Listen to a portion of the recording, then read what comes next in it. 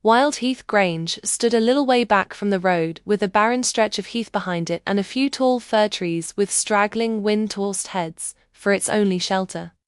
It was a lonely house on a lonely road, little better than a lane, leading across a desolate waste of sandy fields to the seashore, and it was a house that bore a bad name among the natives of the village of Holcroft, which was the nearest place where humanity might be found. It was a good old house nevertheless, substantially built in the days when there was no stint of stone and timber. A good old grey stone house with many gables, deep window seats and a wide staircase, long dark passages, hidden doors and queer corners, closets as large as some modern rooms and cellars in which a company of soldiers might have lain perdu. This spacious old mansion was given over to rats and mice, loneliness, echoes and the occupation of 3 elderly people. Michael Bascom, whose forebears had been landowners of importance in the neighborhood, and his 2 servants, Daniel Skegg and his wife, who had served the owner of that grim old house ever since he left the university where he had lived 15 years of his life, 5 as student and 10 as professor of natural science. At 33, Michael Bascom had seemed a middle-aged man. At 56, he looked and moved and spoke like an old man. During that interval of 23 years he had lived alone in Wild Heath Grange, and the country people told each other that the house had made him what he was. This was a fanciful and superstitious notion on their parts doubtless, yet it would not have been difficult to have traced a certain affinity between the dull grey building and the man who lived in it. Both seemed alike remote from the common cares and interests of humanity. Both had an air of settled melancholy engendered by perpetual solitude. Both had the same faded complexion, the same look of slow decay. Yet lonely as Michael Bascom's life was at Wild Heath Grange, he would not on any account have altered its tenor. He had been glad to exchange the comparative seclusion of college rooms for the unbroken solitude of Wild Heath. He was a fanatic in his love of scientific research, and his quiet days were filled to the brim with labors that seldom failed to interest and satisfy him. There were periods of depression, occasional moments of doubt, when the goal towards which he strove seemed unattainable, and his spirit fainted within him. Happily such times were rare with him. He had a dogged power of continuity which ought to have carried him to the highest pinnacle of achievement, and which perhaps might ultimately have won for him a grand name and world-wide renown, but for a catastrophe which burdened the declining years of his harmless life with an unconquerable remorse. One autumn morning, when he had lived just 23 years at Wild Heath and had only lately begun to perceive that his faithful butler and body servant, who was middle-aged when he first employed him, was actually getting old, Mr. Bascom's breakfast meditations over the latest treatise on the atomic theory were interrupted by an abrupt demand from that very Daniel Skegg. The man was accustomed to wait upon his master in the most absolute silence, and his sudden breaking out into speech was almost as startling as if the bust of Socrates above the bookcase had burst into human language. "It's no use," said Daniel. "My missus must have a girl." "A what?" demanded Mr. Bascom, without taking his eyes from the line he had been reading. A girl to trot about and wash up and help the old lady. She's getting weak on her legs, poor soul. We've none of us grown younger in the last 20 years. 20 years, echoed Michael Bascom scornfully. What is 20 years in the formation of a strata, what even in the growth of an oak, the cooling of a volcano? Not much perhaps, but it's apt to tell upon the bones of a human being. The manganese staining to be seen upon some skulls would certainly indicate, began the scientist dreamily. I wish my bones were only as free from rheumatics as they were 20 years ago, pursued Daniel testily, and then perhaps I should make light of 20 years. Howsoever, the long or short of it is, my missus must have a girl. She can't go on trotting up and down these everlasting passages and standing in that stone scullery year after year just as if she was a young woman. She must have a girl to help. Let her have 20 girls, said Mr. Bascom, going back to his book. What's the use of talking like that, sir? 20 girls indeed. We should have rare work to get one. Because the neighborhood is sparsely populated, interrogated Mr. Bascom, still reading. No, sir, because this house is known to be haunted. Michael Bascom laid down his book and turned a look of grave reproach upon his servant. Skegg, he said in a severe voice, I thought you had lived long enough with me to be superior to any folly of that kind. I don't say that I believe in ghosts, answered Daniel with a semi-apologetic air, but the country people do. There's not a mortal among them that will venture across our threshold after nightfall, merely because Anthony Bascom, who led a wild life in London and lost his money and land, came home here broken-hearted, and is supposed to have destroyed himself in this house, the only remnant of property that was left him out of a fine estate. Supposed to have destroyed himself, cried Skegg. Why, the fact is as well known as the death of Queen Elizabeth or the Great Fire of London. Why, wasn't he buried at the crossroads between here and Holcroft? An idle tradition for which he could produce no substantial proof, retorted Mr. Bascom. I don't know about proof, but the country people believe it as firmly as they believe their gospel. If their faith in the gospel was a little stronger, they need not trouble themselves about Anthony Bascom.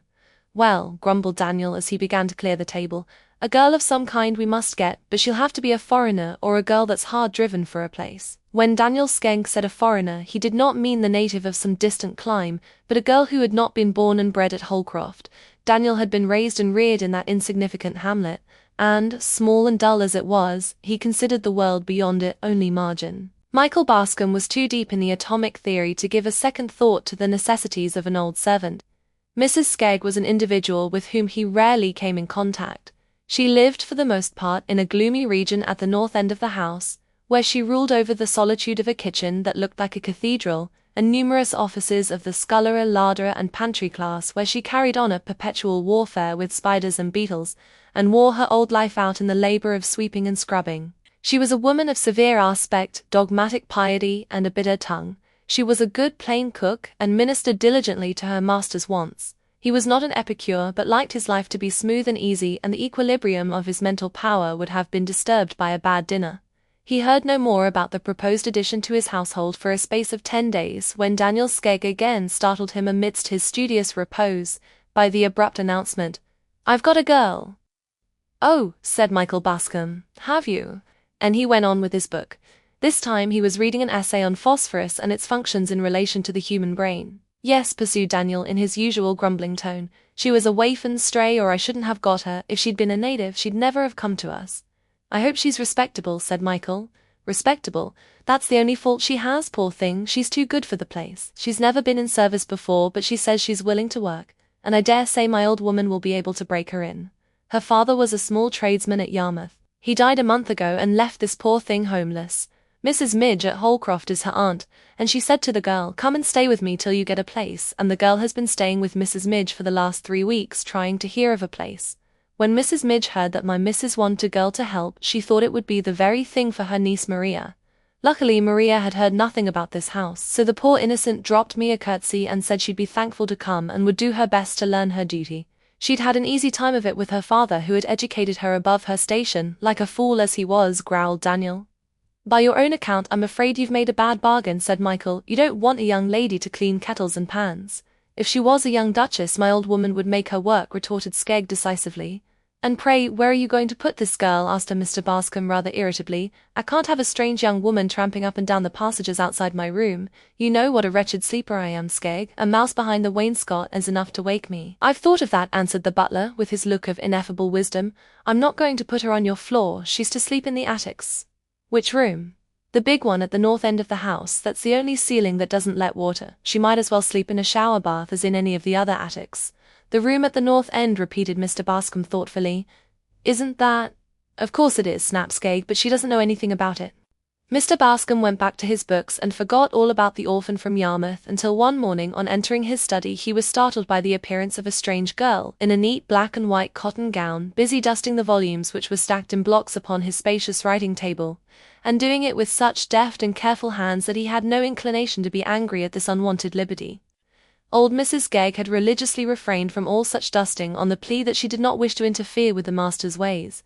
One of the master's ways, therefore, had been to inhale a good deal of dust in the course of his studies.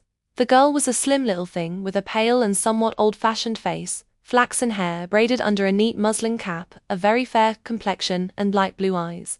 They were the lightest blue eyes Michael Bascom had ever seen, but there was a sweetness and gentleness in their expression which atoned for their insipid color. "I hope you do not object to my dusting your books, sir," she said, dropping the curtsy.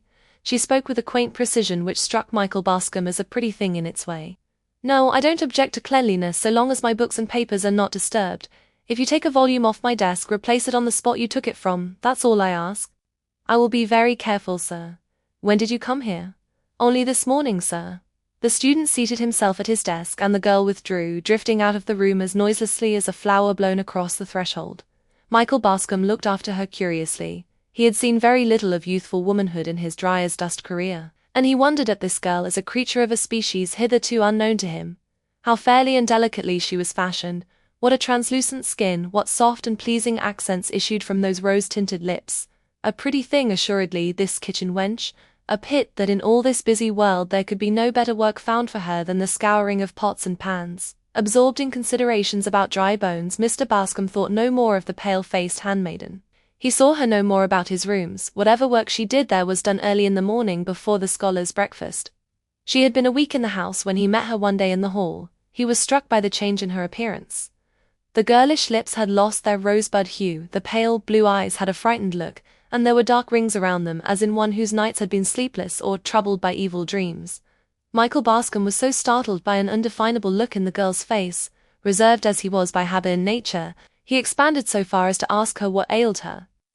"There is something amiss, I am sure," he said. "What is it?" "Nothing, sir," she faltered, looking still more scared at his question. "Indeed, it is nothing, or nothing worth troubling you about." "Nonsense, do you suppose because I live among books I have no sympathy with my fellow creatures? Tell me what is wrong with you, child. You have been grieving about the father you have lately lost, I suppose." "No, sir, it is not that. I shall never leave off being sorry for that. It is a grief which will last me all my life."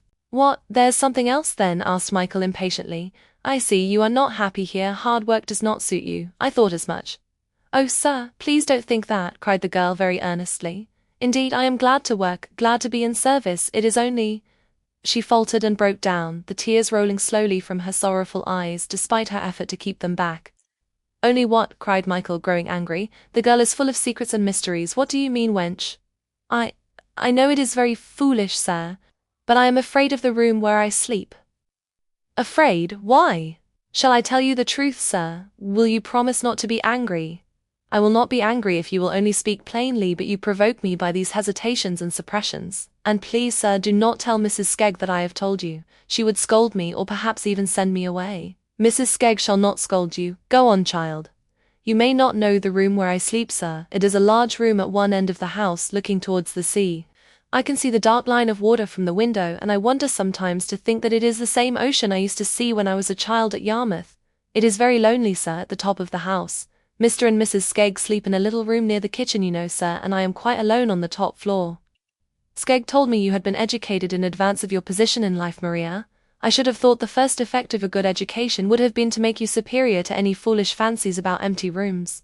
"Oh, pray, sir, do not think it is any fault in my education. Father took such pains with me, he spared no expense in giving me as good an education as a tradesman's daughter need wish for. And he was a religious man, sir. He did not believe—" Here she paused with a suppressed shudder. "In the spirits of the dead appearing to the living since the days of miracles when the ghost of Samuel appeared to Saul. He never put any foolish ideas into my head, sir. I hadn't a thought of fear when I first lay down to rest in the big lonely room upstairs." "Well, what then?" "But on the very first night," the girl went on breathlessly, "I felt weighed down in my sleep as if there was some heavy burden laid upon my chest. It was not a bad dream, but it was a sense of trouble that followed me all through my sleep, and just at daybreak, it begins to be light a little after 6, I woke suddenly with the cold perspiration pouring down my face, and knew that there was something dreadful in the room." "What do you mean by something dreadful? Did you see anything?" "Not much, sir, but it froze the blood in my veins, and I knew it was this that had been following me and weighing upon me all through my sleep. In the corner, between the fireplace and the wardrobe, I saw a shadow, a dim, shapeless shadow." "Produced by an angle of the wardrobe, I dare say." "No, sir, I could see the shadow of the wardrobe distinct and sharp as if it had been painted on the wall. This shadow was in the corner, a strange, shapeless mass, or if it had any shape at all, it seemed—" "What?" asked Michael eagerly. "The shape of a dead body hanging against the wall." Michael Bascom grew strangely pale, yet he affected utter incredulity. "Poor child," he said kindly. "You have been fretting about your father until your nerves are in a weak state and you are full of fancies. A shadow in the corner indeed.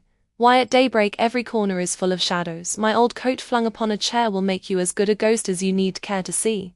"Oh, sir, I have tried to think it is my fancy, but I have had the same burden weighing me down every night. I have seen the same shadow every morning." "But when broad daylight comes, can you not see what stuff your shadow is made of?" "No, sir, the shadow goes before it is broad daylight." "Of course, just like other shadows." Come, get these silly notions out of your head, or you will never do for the workaday world. I could easily speak to Mrs. Skegg and make her give you another room if I wanted to encourage you in your folly, but that would be about the worst thing I could do for you. Besides, she tells me that all the other rooms on that floor are damp, and, no doubt, if she shifted you into one of them you would discover another shadow in another corner and get rheumatism into the bargain. No, my good girl, you must try to prove yourself the better for a superior education." "I will do my best, sir," Maria answered meekly, dropping a curtsy. Maria went back to the kitchen sorely depressed. It was a dreary life she led at Wild Heath Grange, dreary by day, awful by night, for the vague burden and the shapeless shadow which seemed so slight a matter to the elderly scholar were unspeakably terrible to her. Nobody had told her that the house was haunted, yet she walked about those echoing passages wrapped round with a cloud of fear. She had no pity from Daniel Skegg and his wife. Those two pious souls had made up their minds that the character of the house should be upheld so far as Maria went. To her as a foreigner, the Grange should be maintained to be an immaculate dwelling, tainted by no sulphurous blast from the underworld. A willing, biddable girl had become a necessary element in the existence of Mrs. Skegg. That girl had been found, and that girl must be kept. Any fancies of a supernatural character must be put down with a high hand. Ghosts indeed, cried the amiable Skegg. Read your Bible, Maria, and don't talk no more about ghosts. There are ghosts in the Bible, said Maria, with a shiver at the recollection of certain awful passages in the scripture she knew so well. Ah, they was in their right place, or they wouldn't have been there, retorted Mrs. Skegg. You ain't a-going to pick holes in your Bible, I hope, Maria, at your time of life? Maria sat down quietly in her corner by the kitchen fire and turned over the leaves of her dead father's Bible, till she came to the chapters they two had loved best and oftenest read together. He had been a simple-minded, straightforward man, the Yarmouth cabinet-maker, a man full of aspirations after good, innately refined, instinctively religious. He and his motherless girl had spent their lives alone together in the neat little home which Maria had so soon learnt to cherish and beautify. And they had loved each other with an almost romantic love. They had had the same tastes, the same ideas. Very little had sufficed to make them happy. But inexorable death parted father and daughter in one of those sharp, sudden partings which are like the shock of an earthquake. Instantaneous ruin, desolation, and despair. Maria's fragile form had bent before the tempest. She had lived through a trouble that might have crushed a stronger nature. Her deep religious convictions and her belief that this cruel parting would not be forever had sustained her. She faced life and its cares and duties with a gentle patience which was the noblest form of courage. Michael Bascom told himself that the servant girl's foolish fancy about the room that had been given her was not a matter of serious consideration. Yet the idea dwelt in his mind unpleasantly and disturbed him at his labors. The exact sciences require the complete power of a man's brain, his utmost attention, and on this particular evening Michael found that he was only giving his work a part of his attention.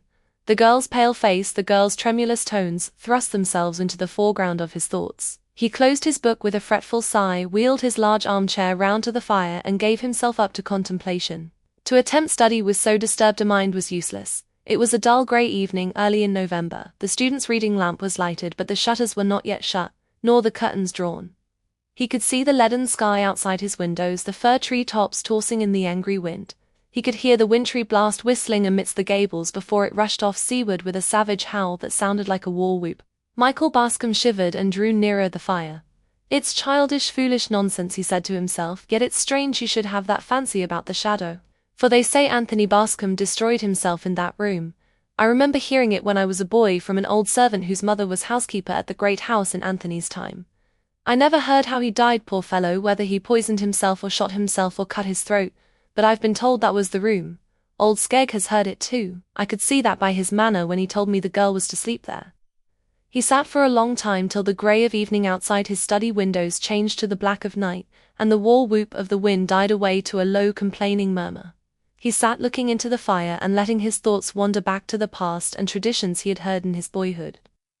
That was the sad, foolish story of his great-uncle Anthony Bascom, the pitiful story of a wasted fortune and a wasted life, a riotous collegiate career at Cambridge, a racing stable at Newmarket, an imprudent marriage, a dissipated life in London, a runaway wife, an estate forfeited to Jew money-lenders, and then the fatal end.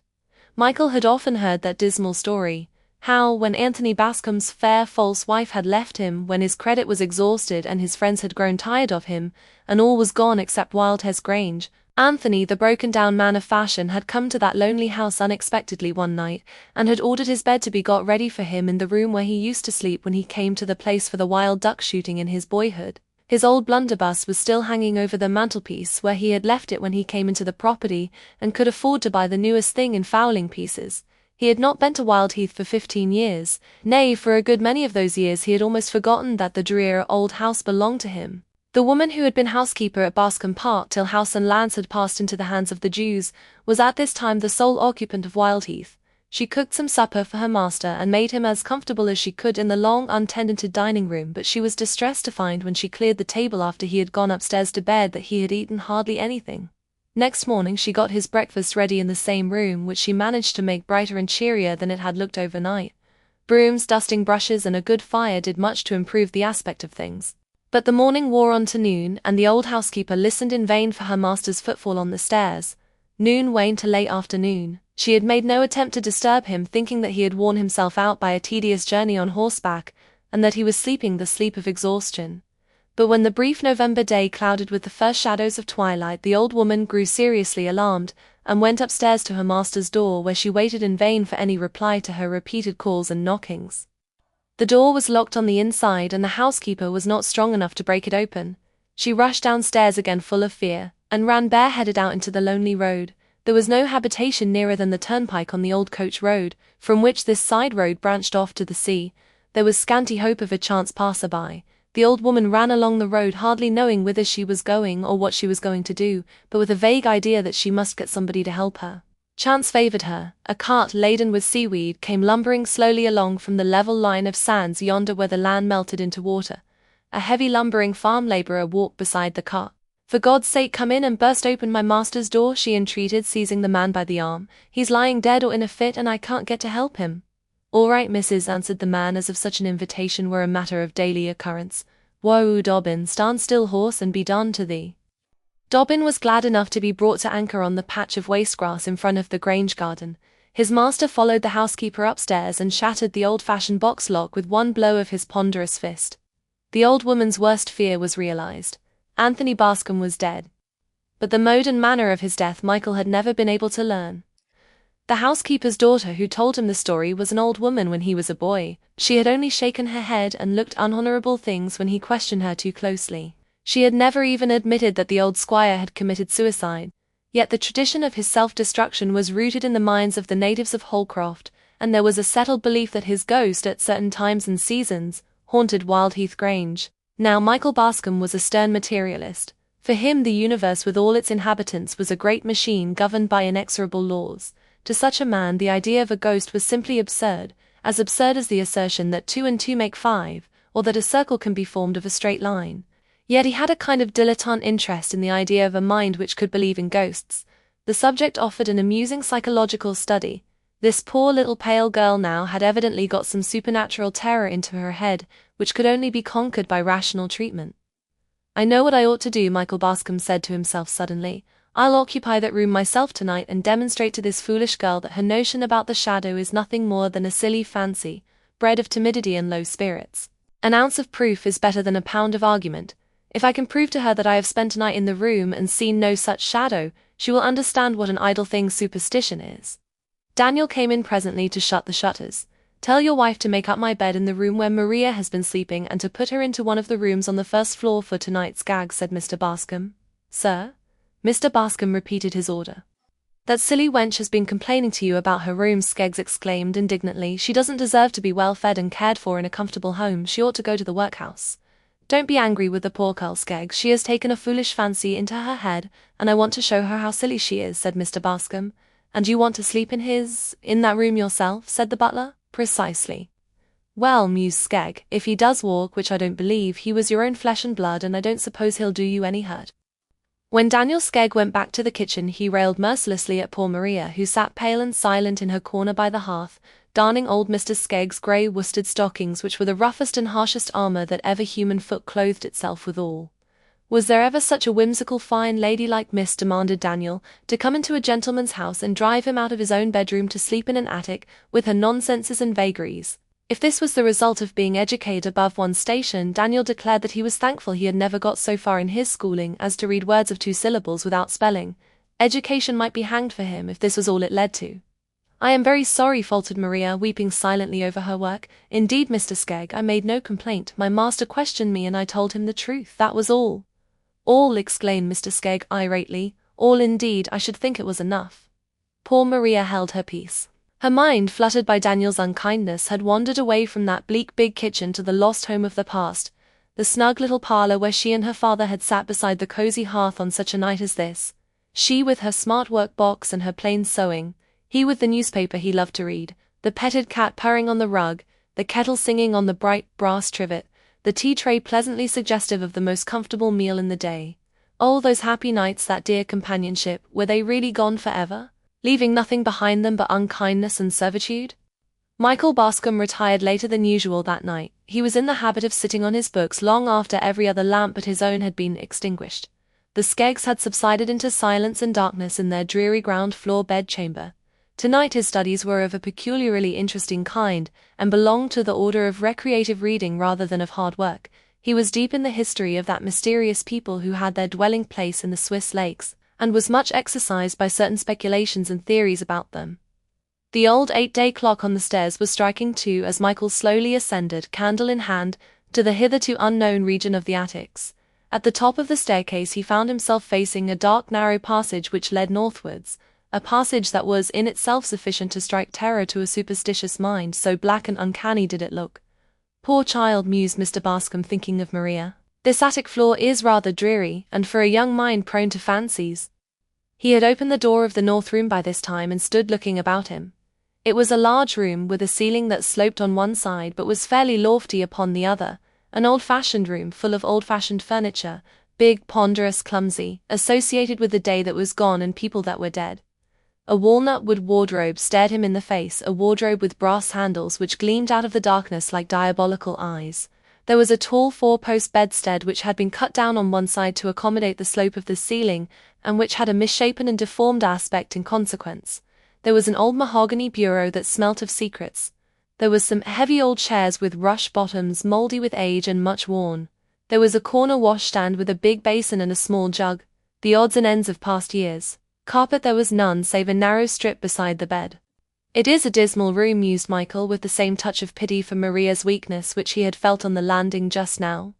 To him it mattered nothing where he slept, but having let himself down to a lower level by his interest in the Swiss lake people, he was in a manner humanized by the lightness of his evening's reading, and was even inclined to compassionate the weaknesses of a foolish girl. He went to bed, determined to sleep his soundest. The bed was comfortable, well supplied with blankets, rather luxurious than otherwise, and the scholar had that agreeable sense of fatigue which promises profound and restful slumber. He dropped off to sleep quickly, but woke with a start 10 minutes afterwards.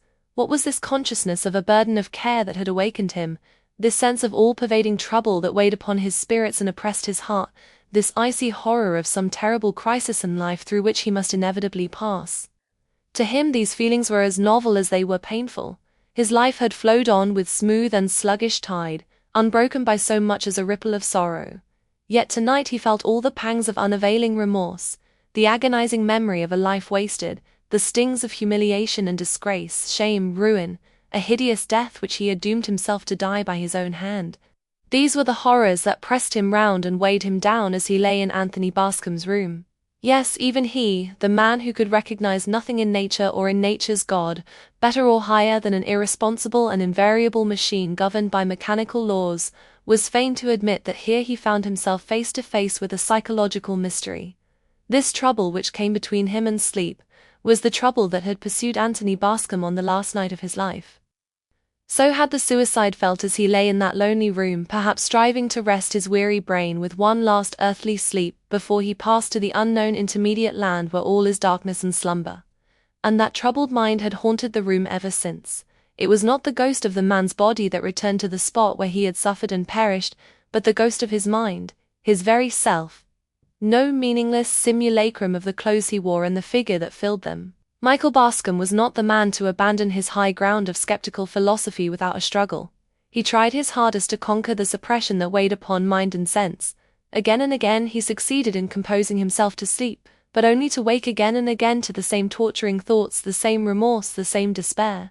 So the night passed in unutterable weariness, for though he told himself that the trouble was not his trouble, that there was no reality in the burden, no reason for the remorse, these vivid fancies were as painful as realities and took as strong a hold upon him. The first streak of light crept in at the window, dim and cold and grey.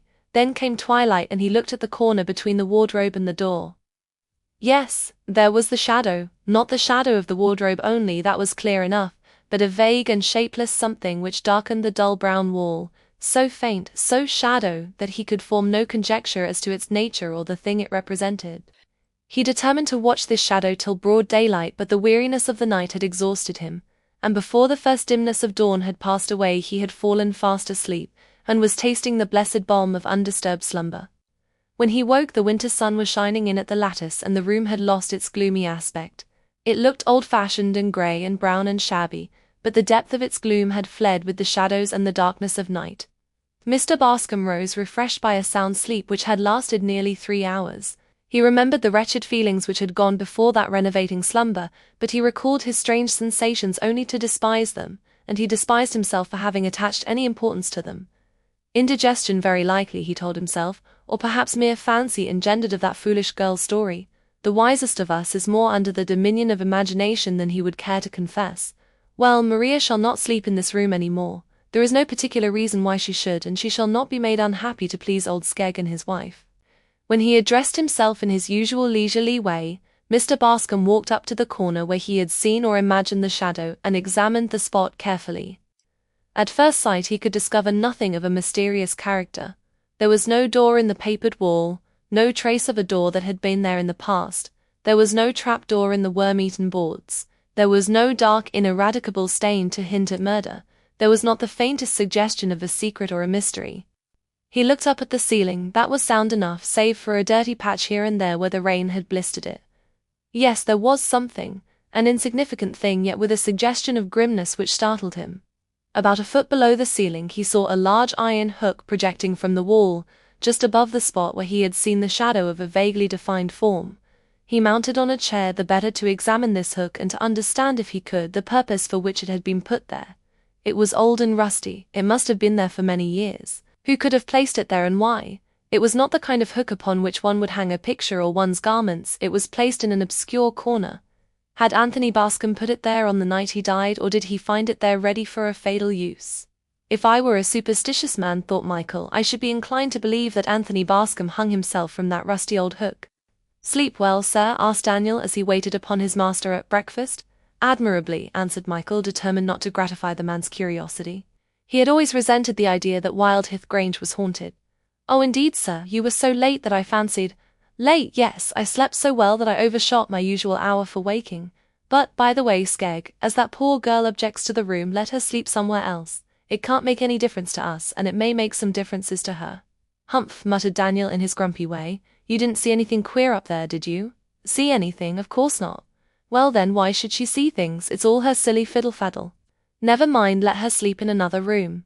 There ain't another room on the top floor that's dry. Then let her sleep on the floor below. She creeps about quietly enough, poor little timid thing, she won't disturb me. Daniel grunted, and his master understood the grunt to mean obedient assent, but here Mr. Bascom was unhappily mistaken. The proverbial obstinacy of the pig family is as nothing compared with the obstinacy of the cross-grained old man, whose narrow mind has never been illuminated by education.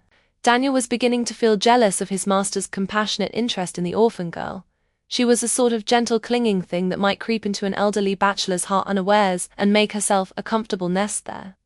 We shall have fine carrings on, and me and my old woman will be nowhere if I don't put down my heel pretty strong upon this nonsense, Daniel muttered to himself as he carried the breakfast tray to the pantry.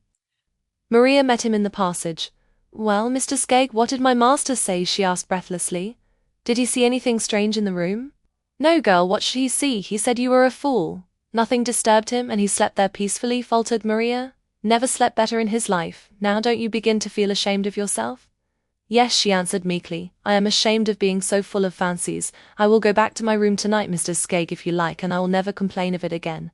I hope you won't, snapped Skegg. You've given us trouble enough already. Maria sighed and went about her work in saddest silence. The day wore slowly on, like all other days in that lifeless old house. The scholar sat in his study. Maria moved softly from room to room, sweeping and dusting in the cheerless solitude. The midday sun faded into the grey of afternoon, and evening came down like a blight upon the dull old house. Throughout that day Maria and her master never met. Anyone who had been so far interested in the girl as to observe her appearance would have seen that she was unusually pale, and that her eyes had a resolute look, as of one who was resolved to face a painful ordeal. She ate hardly anything all day. She was curiously silent. Skegg and his wife put down both these symptoms to temper. She won't eat and she won't talk, said Daniel to the partner of his joys. That means sulkiness, and I never allowed sulkiness to master me when I was a young man, and you tried it on as a young woman, and I'm not going to be conquered by sulkiness in my old age. Bedtime came, and Maria bade the Skeggs a civil good night and went up to her lonely garret without a murmur. The next morning came, and Mrs. Skegg looked in vain for her patient handmaiden when she wanted Maria's services in preparing the breakfast. "The wench sleeps sound enough this morning," said the old woman. "Go and call her, Daniel, my poor legs can't stand them stairs." "Your poor legs are getting uncommon useless," muttered Daniel testily as he went to do his wife's behest. He knocked at the door and called Maria, once, twice, thrice, many times, but there was no reply. He tried the door and found it locked. He shook the door violently, cold with fear. Then he told himself that the girl had played him a trick. She had stolen away before daybreak and left the door locked to frighten him. But no, this could not be, for he could see the key in the lock when he knelt down and put his eye to the keyhole. The key prevented his seeing into the room. "She's in there, laughing in her sleeve at me," he told himself, "but I'll soon be even with her." There was a heavy bar on the staircase, which was intended to secure the shutters of the window that lighted the stairs. It was a detached bar and had always stood in a corner near the window, which it was but rarely employed to fasten. Daniel ran down to the landing and seized upon this massive iron bar, and then ran back to the garret door. One blow from the heavy bar shattered the old lock, which was the same lock the carter had broken with his strong fist 70 years before. The door flew open and Daniel went into the attic which he had chosen for the stranger's bedchamber. Maria was hanging from the hook in the wall. She had contrived to cover her face decently with her handkerchief. She had hanged herself deliberately about an hour before Daniel found her in the early grey of morning. The doctor who was summoned from Holcroft was able to declare the time at which she had slain herself, but there was no one who could say what sudden access of terror had impelled her to the desperate act, or under what slow torture of nervous apprehension in her mind had given way. The coroner's jury returned the customary merciful verdict of temporary insanity. The Carl's melancholy fate darkened the rest of Michael Bascom's life. He fled from Wildheath Grange as from an accursed spot, and from the Skeggs as from the murderers of a harmless innocent girl. He ended his days at Oxford, where he found the society of congenial minds and the books he loved. But the memory of Maria's sad face and sadder death was his abiding sorrow. Out of that deep shadow his soul was never lifted.